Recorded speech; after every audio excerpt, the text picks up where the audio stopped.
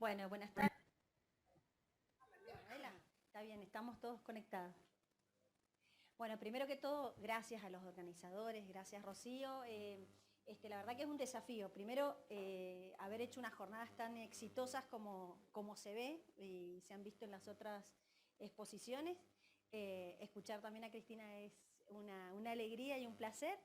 Y bueno, estamos entre amigos. A mí la genética me encanta. Yo les digo que me encanta y yo les voy a tratar de que vean lo importante que empieza a ser en la modificación de algunas conductas que vamos a tener que tener en cuenta, sobre todo los que están en el área de la perinatología. Yo le puse, le cambié un poco el título y le puse epigenética y ácido fólico, porque justamente queríamos ver estos elementos que son parte del complejo B, cómo influyen en estas marcas del genoma. A mí lo primero que me gusta hacer es definir las cosas para que todos hablemos de lo mismo. Cuando hablamos de epigenética, estamos hablando de cambios heredables, es decir, que se van a transmitir, pero que eso afecta a la expresión de los genes. No están de ninguna manera afectando la estructura del ADN. Si ustedes ven este esquema, un cambio genético es tal vez un cambio de una base por otra, de esa doble cadena polipeptídica, mientras que en cambio epigenético la estructura va a ser la misma, lo que vamos a estar modificando son el uso de algunos otros factores que van a hacer que ese gen o esa secuencia no se exprese. Desde el punto de vista tecnológico, para poder diferenciarlos, es totalmente diferente. Si yo hago una secuenciación, que es lo que a ustedes más les suena, van a ver las letras iguales y no van a tener ningún tipo de error. Deben ser utilizadas otras técnicas para detectar la metilación o la alteración de estos cambios epigenéticos que vamos a ver en este ratito. El ícono de explicar qué es un cambio epigenético y cuáles son esos mecanismos involucrados en la diferencia de la expresión de los genes, lo digo lento porque a veces es difícil todas estas palabras, fueron los gemelos idénticos. Ustedes saben que inicialmente el embrión tiene células totipotenciales y que tienen un momento en donde los inductores moleculares pueden llevar a un embarazo gemelar, en donde esos individuos compartan o tengan exactamente el mismo genoma. Sin embargo, la ciencia, las publicaciones y todo lo que nosotros venimos viendo, sabemos que las personas, los gemelos idénticos, no necesariamente tienen que tener el mismo destino. ¿Y eso por qué? Si tengo el genoma idéntico al de mi hermano, evidentemente deben estar involucrados otros factores que están en el ambiente, que están en la diferencia de efectos nutricionales, medioambientales, crianza, y de ahí pueden leer un montón de experimentos con dilemas bioéticos bastante importantes acerca de esta afirmación. Lo cierto es que los gemelos idénticos son el modelo que nos empezó a abrir la puerta de estos cambios epigenéticos que en más o menos 1940, un poquito más de los 40, empezó a describir Waddington y nos empezó a ilustrar cuáles podían ser esas modificaciones. Hemos definido lo que es epigenética y ahora tengo necesariamente que recordarles algunas estructuras, algunas cositas del ADN para que podamos entender por qué se producen estas modificaciones. Y es importante saber que el ADN no está desnudo solo, decimos ADN desnudo a esta estructura. Normalmente el ADN está asociado a proteínas. ¿Ahí? Está asociado a proteínas y es así como hablamos de cromatina. ADN y proteínas es lo que nosotros llamamos o identificamos como cromatina.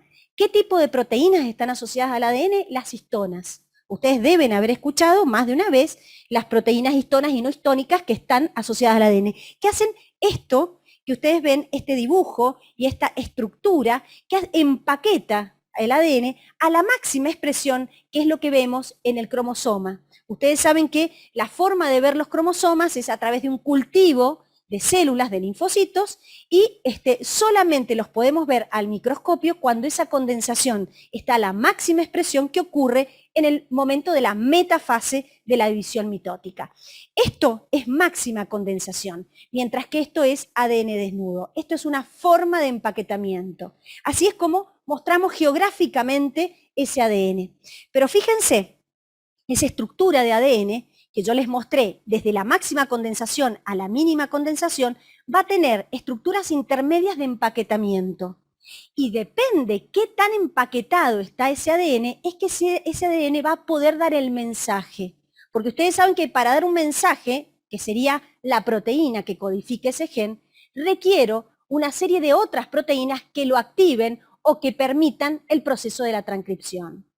Por lo tanto, esa estructura, que es como un rosario, que tiene un tamaño de alrededor de 30 nanómetros, requiere ser estirada, relajada, para que pueda dar ese mensaje en la transcripción. El nucleosoma es parte de ese rosario y este rosario que necesitamos descomprimir para que justamente en estos intervalos que ven descomprimidos puedan acceder esas enzimas y entonces se produzca la transcripción y develar el mensaje oculto, por decirlo de una manera. Cuando nosotros entendemos eso y ahora nos metemos un poquito más en ese pedacito de ADN que está descomprimido, vemos que el ADN tiene una estructura. No cualquier secuencia de ADN me va a dar una proteína. Requiero una estructura básica para que ese gen, para que eso yo lo pueda llamar gen y me dé un producto final. Y para eso esta estructura que requiere secuencias promotoras o de inicio y también que cierren esa transcripción. La estructura, ustedes recuerden que teníamos los exones, que son donde está el mensaje, y también están los intrones, que teóricamente no dan ninguna codificación, pero que son una estructura importante para el equilibrio del genoma. En su momento decían no sirven para nada. Cuando yo empecé a hacer genética decían que eran el ADN basura. Error. Muchos errores están dentro de los intrones y causan patología, pero no porque produzcan una alteración en las proteínas, sino porque alteran la estabilidad del genoma y la reestructuración en el proceso de transcripción. Entonces, recuerden esta zona, que es la zona de inicio, y todo esto que es el mensaje. Nosotros estamos diciendo que el ADN lo necesitamos estirar, que necesitamos ver esa secuencia que está conformada y que necesitamos que la zona de inicio, que es esta que vemos acá, y si la desplegamos, tenga una estructura para iniciar y mantener activa la transcripción. Estas secuencias que ven acá son la llave de luz de un gen, que hacen que se encienda o se apague. Esta secuencia quiero que la recuerden, que son las islas de guanina citosina, las islas CG. Son tal vez muy importantes porque son muy ricas y muy abundantes en las zonas promotoras y es en donde está involucrado este proceso y la mayoría de los procesos de epigénesis.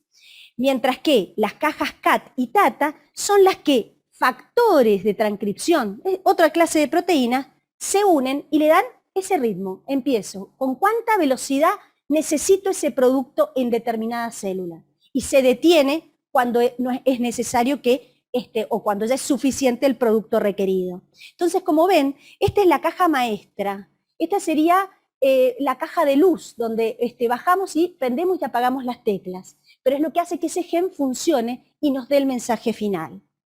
Una vez con esta explicación, que es como hablar geográficamente de donde vamos a trabajar, veamos cuáles son esos procesos epigenéticos involucrados o que están involucrados en esas zonas o que influyen sobre las zonas que acabo de describir. Los tres procesos epigenéticos importantes, es decir, que cambian la expresión, pero que no modifican la estructura, son la acetilación de las proteínas histonas, ya sabemos dónde están pegadas al ADN, la metilación del ADN en una estructura y en una zona específica del gen, y los microARN no codificantes que van a actuar y van a modificar una parte especial de la transcripción. Entonces, si vamos al primero y vemos en dónde ocurre cada cosa, vemos que los procesos epigenéticos en las histonas trascienden el proceso químico. Y así llevan a que pueda una histona acetilarse, metilarse, fosforilarse y por lo tanto modifica ese rosario que habíamos visto para ver si se despliega o se contrae y puedo tener una transcripción eficiente. Mientras que el ADN está fundamentalmente involucrado con el proceso de metilación. Les dejo, no les spoileo la siguiente, porque ahora, que esto parece horrible, es preciosa esta diapo. La quiero cambiar y siempre termino con la misma. Fíjense, esto es secuencia de ADN. El ADN tiene carga negativa. Entonces, se une a las histonas, que en este caso es una lisina, a través de su carga positiva. Lo que hace el proceso hecho por las acetilasas cuando agregan grupos acetilos, que era el primero de los eventos que yo les dije, fue disminuir esa positividad. Si yo disminuyo la positividad, disminuyo la atracción. Si disminuyo la atracción, lo que hago es que esa proteína y esa cromatina que haga relaje.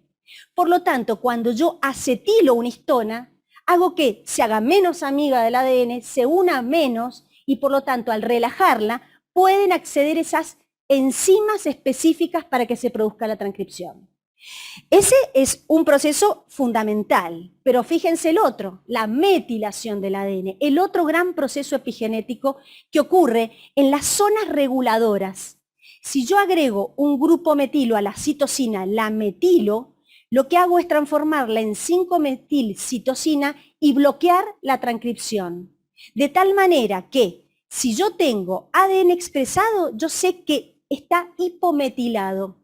Es decir, tengo poca carga de grupos metilos y por lo tanto se va a expresar. Si yo metilo y agrego el ADN, fíjense cómo está en este esquema, por fuera de esa secuencia de ADN. No modifica la estructura, pero sin embargo, esa secuencia de ADN no se expresa.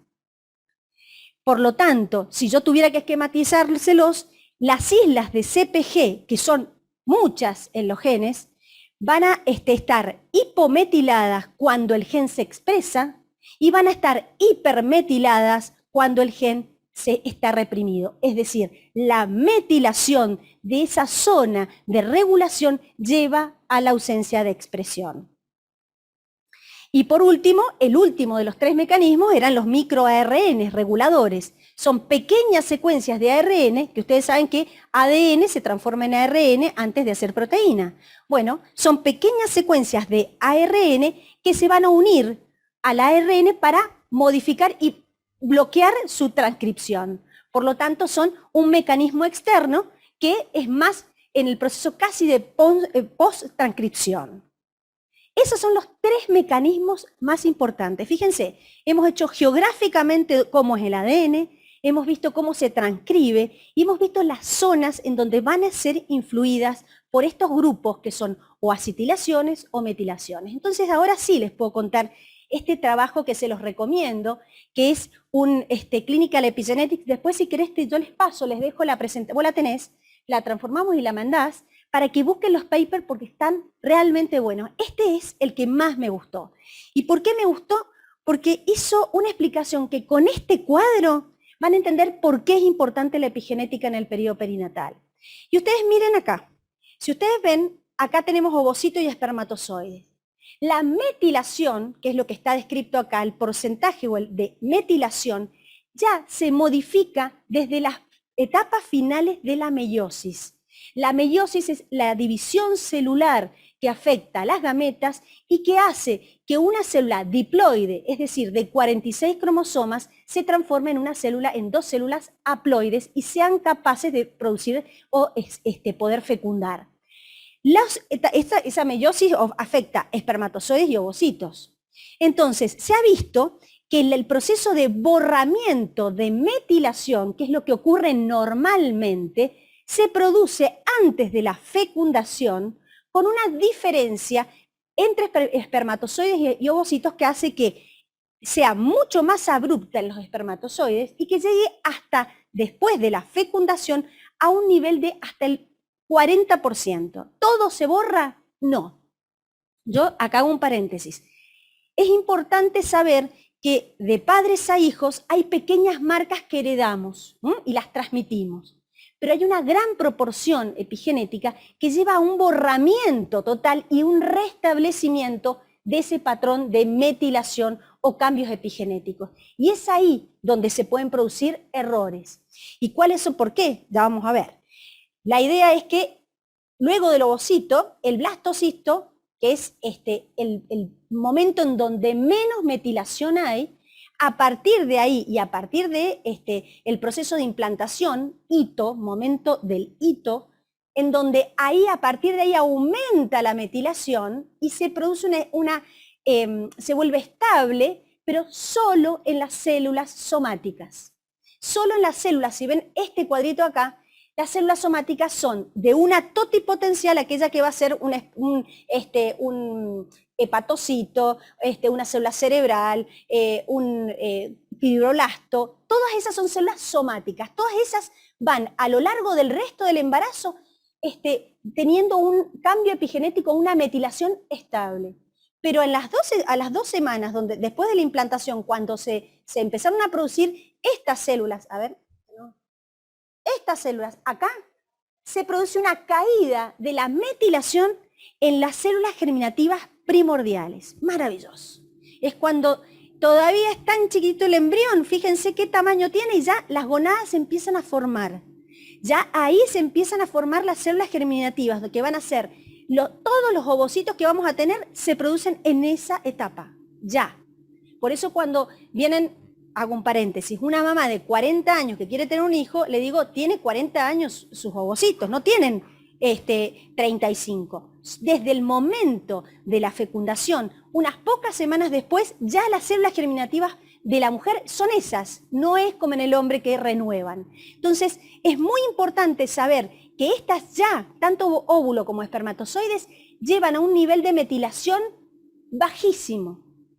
Eso se mantiene durante todo el embarazo y recién en la semana 20 despegan las que van a ser espermatozoides para adquirir su nueva marca o su nueva metilación y un poco más tarde lo hace el ovocito, lo que lleva a un patrón de metilación diferencial.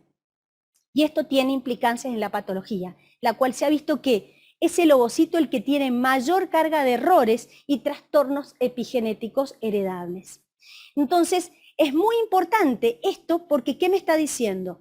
Si hay elementos, y es por eso que este paper habla de dieta, de aportes en la nutrición, hay elementos de la nutrición que son los del complejo de la vitamina B, entre los que está el folato, que son donadores de metilo.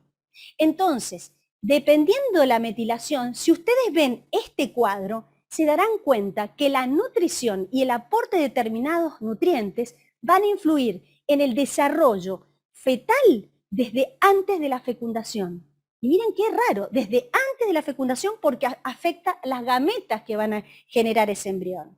Entonces, es muy importante y muy desafiante ver lo que ocurre. Este trabajo, que es muy interesante y que está sostenido por más bibliografía internacional, que está publicado en la revista chilena de pediatría, que es del 2017, muestra este metabolismo del ácido fólico. Pero dice cosas muy interesantes. Primero, recuerden groseramente, el ácido fólico y la vitamina B12 tienen que ver con el metabolismo de la producción de la 5-metiltetrahidrofolato, que lo que va a hacer ese sustrato es producir metionina. ¿Para qué sirve la metionina? Diferenciación celular, síntesis de ADN. En el déficit de ácido fólico y alteración de ese metabolismo vienen problemas como las malformaciones fetales, como los efectos del tubo neural. Pero además no son solamente esas, ya vamos a ver. Pero en la metionina también vamos a ver que influyen y tienen que ver con el metabolismo de la homocisteína, que teóricamente me va a dar un sustrato que es la cisteína y que lleva a todo el proceso de respuesta antioxidante, muy importante para la célula.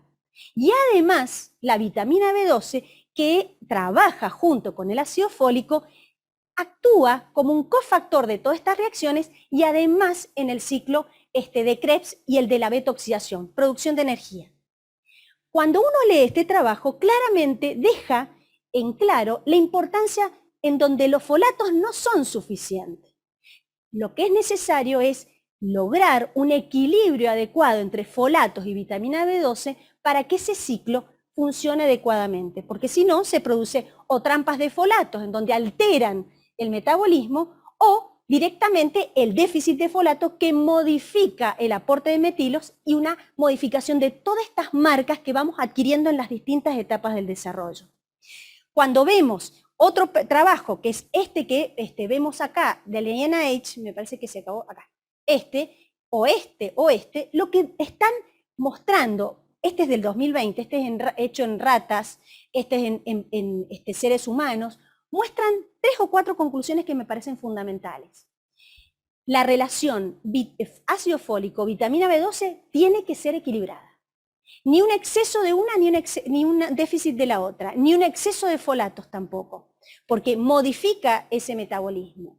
Además, se vio que en recién nacidos de pretérmino o de bajo peso, que tienen déficit de folato, los niveles y la relación se altera, y lo que promueve esa patología postnatal en la adultez, trastornos metabólicos, aumento de depósitos de tejido adiposo, resistencia a la insulina, entre algunos otros. Déficit de folato solamente, y todo este metabolismo alterado está asociado a preeclampsia, aborto espontáneo, bajo peso, prematurez. Entonces, ¿qué tenemos que hacer? Si sabemos ahora racionalmente que este aporte de nutrientes debería ser equilibrado, lo primero, y no lo había practicado así, pero lo primero que se me ocurre es, necesitamos interrogar a quién tenemos adelante antes de que primero educar. Después interrogar a quién tenemos adelante, porque no es lo mismo, lo charlaba con la licenciada, como para cerrarte el tema, la licenciada Carolina Campos, que es nutricionista, y le preguntaba, ¿esto lo hacen habitualmente? ¿Miden esto? No.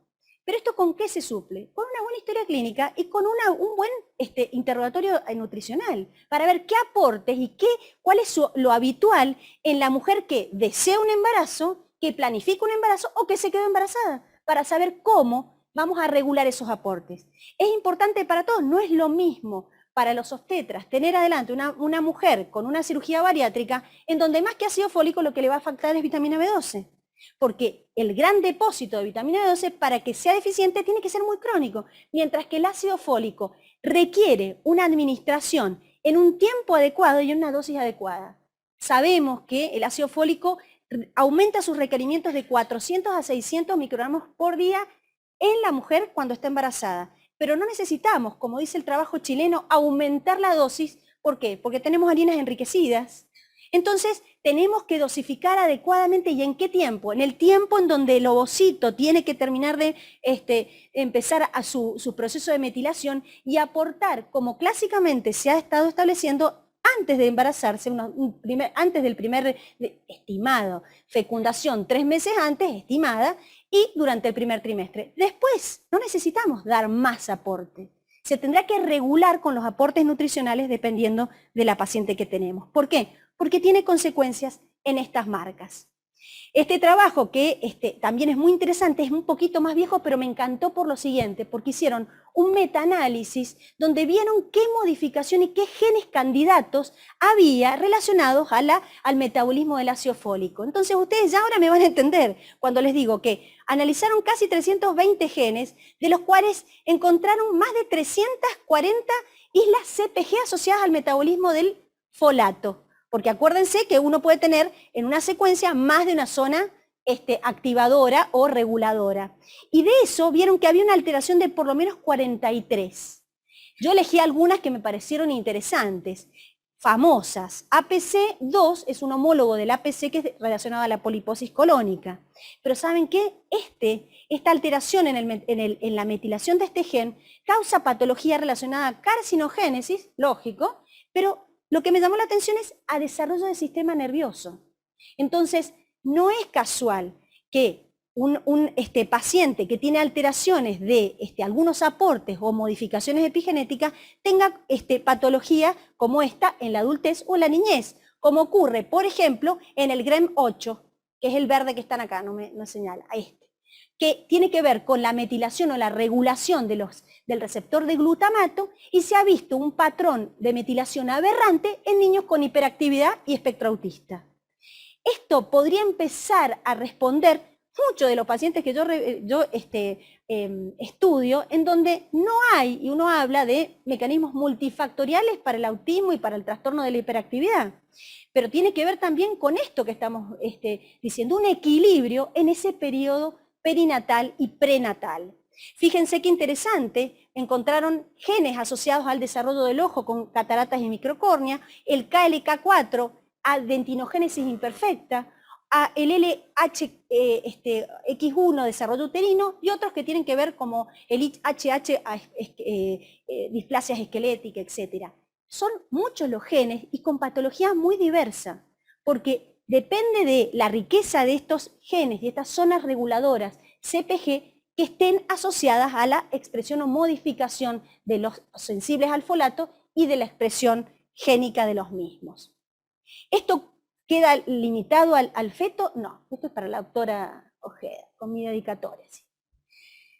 Ella, que es la reina de la placenta, porque si hay algo que habla es que no podemos negar en esto, es que el binomio feto-placentario está relacionado a esto. Ustedes ven acá estas proteínas que son las responsables que los folatos puedan ingresar al feto a través de la madre y que aseguran un aporte adecuado.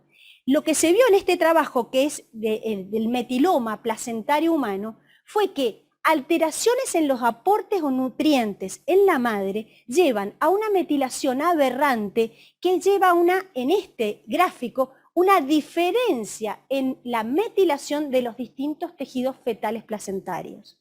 No se metila igual, ni tienen el mismo patrón de metilación placenta que los órganos del feto. Se ha visto que el déficit de folatos lleva a metilación aberrante fundamentalmente en los experimentos de investigación básica en ratas, fundamentalmente en cerebro, con respecto a placenta. No se puede comparar una cosa con la otra. Lo que está mostrando es que cómo los mecanismos son de difícil interpretación, pero que tienen influencia y que pueden ser la respuesta muy distinta así a una misma situación ambiental. Por lo tanto, bajas dosis llevan a hipometilación global, a dominios metilados aberrantes, parcialmente metilados, a una hipometilación. Si hablo de hipometilación, estoy expresando de elementos retrotransportables, retrovirus, por ejemplo, para que ustedes vean, hipometilación de cromosoma X y metilación de promotores. Entonces, cuando uno ve eso y uno dice, ¿cómo? ¿De dónde surge esto? Esto surgió y llevó a la elaboración de proyectos que cada vez más están aportando la información de algunos de estos trabajos, aportadas en este proyecto que se llama ENCODE, que significa Enciclopedia de Elementos del ADN, en donde están regulando y están describiendo la expresión de algunos genes comparados con genes de referencia, y que nos van a empezar a explicar un poco lo que ocurre o qué consecuencias podrían tener en el genoma. Como conclusiones, no necesito leerlas, solamente cuando preparaba esto yo les decía, esto demuestra que nos tenemos que ocupar de la madre, educar, ocuparnos de las futuras madres antes de que se queden embarazadas, que muchas de estas cosas que estamos viendo en forma científica las podríamos hacer a través de educación, de empezar a establecer una nutrición saludable en la que tengamos la oportunidad no descartar una consulta nutricionista, no lo he hecho yo. O sea, cuando lo veo digo, yo no lo he hecho. No sé cuántos mandamos a la nutricionista al momento de que se quede embarazada, porque depende, y en el hospital podemos hasta tener una interconsulta con nutrición, tenemos los medios. No es mucho más que decir qué requerimientos para que sea adecuado y pensando en esto mucho más. Sí.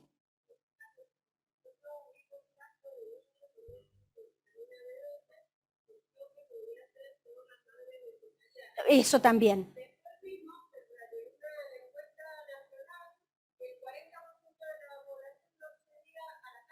Uh-huh. Uh-huh.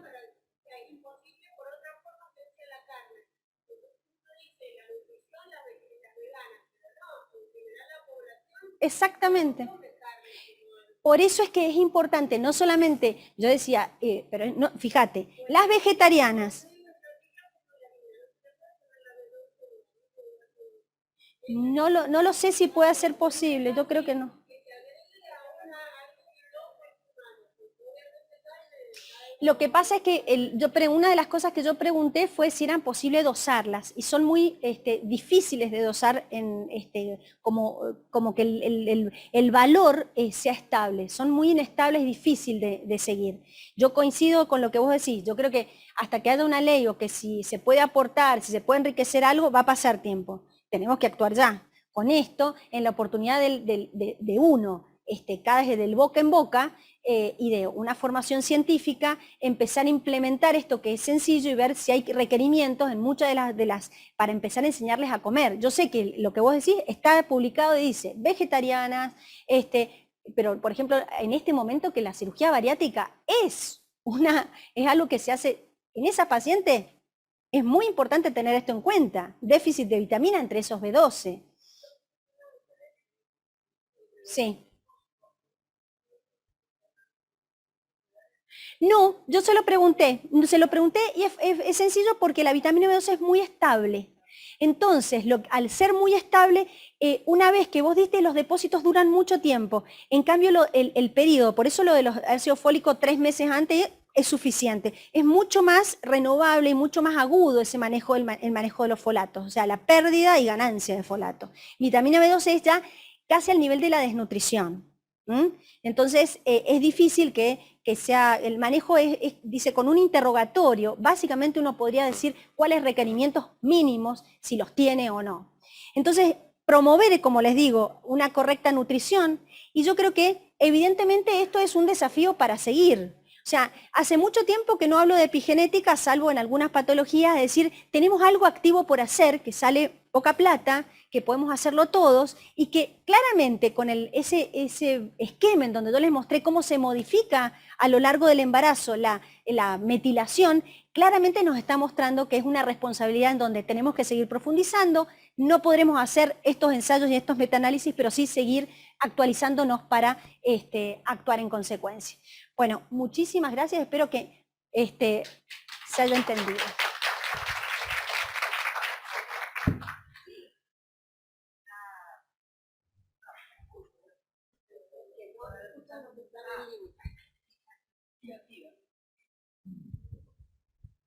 Hablando del tema de la nutrición, porque uno siempre piensa que el déficit de vitaminas, de oligoelementos, de nutrientes, tiene que ver exclusivamente con la desnutrición. Y el problema es que tenemos en este momento mucha gente malnutrida. Y hay otras cuestiones. Lo que pasa con la malnutrición es que a lo mejor la vía del 1-carbono, que es esta de donación de metilos, puede estar interferida por otras cosas y generar lo que decía Alejandra hace un rato de la trampa de folatos. En las obesas, por ejemplo, lo que está interferido es el recicle en el último paso, que es la conversión de cisteína a glutatión. Entonces el glutatión está disminuido, no recicla la vía para volver a formar homocisteína a partir del glutatión, y entonces otra vez tengo interferida la vía del folato, no por falta de aporte, sino porque tengo una interferencia en la vía que me modifica la reacción enzimática. Entonces, el problema del metabolismo del ácido fólico tiene que ver con la calidad de todos los nutrientes, no solo de la falta de aporte. Y ese es el problema que tenemos. Es más que pertinente lo que dice. En realidad nosotros tenemos que promover la nutrición adecuada. O sea, no el exceso. Esos trabajos claramente iban en contra. Cuando uno empezaba a estudiar genética, sabía el déficit de folato con el aporte. En realidad ahora con el enriquecimiento están viendo que tampoco es tan indemne el exceso de la nutrición de folato, porque si yo pongo exceso en grupo metilo, toma que se va a acoplar, si pongo exceso en grupo metilo también puedo generar metilación aberrante. O sea, es el equilibrio de la relación entre ambos factores, de los pocos que hay, porque en estos trabajos que al que le interese los pueden buscar, uno ve el cigarrillo, el alcohol, drogas, elementos, hay un montón de otras cosas que también están involucradas. O sea, no con una dieta yo solucioné los cambios epigenéticos, quiero decirles, sino que tenemos que empezar a una conducta saludable en la mujer que pretende o que planifica, que es verdad que también, mire, estoy como escuchando a alguna obstetra que me dijo, todas vienen embarazadas, está bien, pero si empezamos con educación, podemos promover que esto sea como ha ocurrido con el cigarrillo. Ustedes fíjense que esto ha sido un caminito lento, pero es parte de nuestra responsabilidad empezar nosotros en la universidad, empezar a las mujeres que están en edad fértil, explicar y sembrar esa idea de una buena y adecuada nutrición. No sé si alguien quiere preguntar algo. ¿Estuvo muy difícil lo de epigenética, lo metilo? Lo único que Sí. sería conveniente desde el punto de vista obstétrico, me parece que por ahí hacer un dosaje previo, justamente que no está referido como rutina de vitamina B12.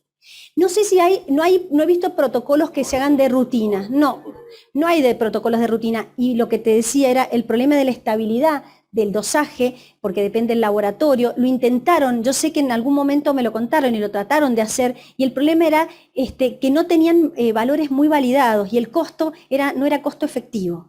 Entonces, tal vez cuando lo hablaba con la nutricionista, porque aproveché y discutí un rato, porque es divertido esto, me decía que una buena consulta de nutrición puede establecer casi con mucha certeza si los requerimientos, dependiendo del estilo de vida de esa paciente y el tipo de nutrición.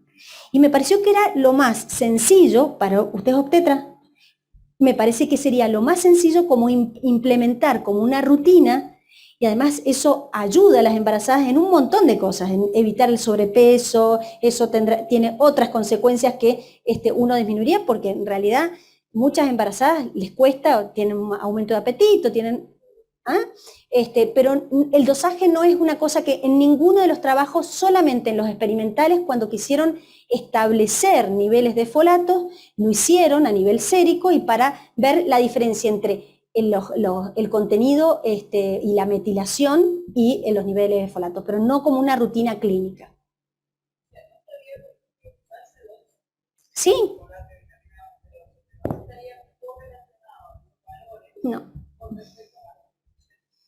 Hay algunos trabajos en donde dicen bajo nivel metilación aberrante. Esto es lo que claramente decían. Cuando hay bajos aportes, la metilación es aberrante. ¿Por qué? Porque hace lo que puede. En ese circuito que hemos dicho de falta de metionina, va metilando algunas regiones, otras se hipometilan, entonces genera una metilación aberrante. El equilibrio. Pero, sí.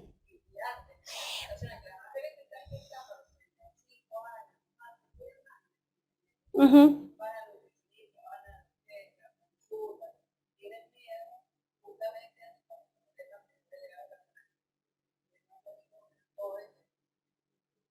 Lo que pasa es que cuando uno lo lee, evidentemente el margen de error, es bastante amplio. El problema son estas desnutridas que me generan ese desbalance en estas situaciones extremas, las bariátricas, las vegetarianas, las malnutridas, las obesas extremas que solamente no tienen aporte y no comen hojas verdes crudas porque se están cocinando, no sirve. O sea, hay un montón de cosas que parecen de lo cotidiano que no maneja la gente. Entonces, la primera herramienta sería o una consulta nutricional con buena educación de eso. Y me parece bueno, bonito y barato.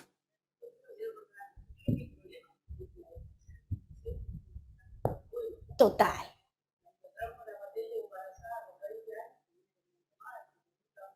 Claro.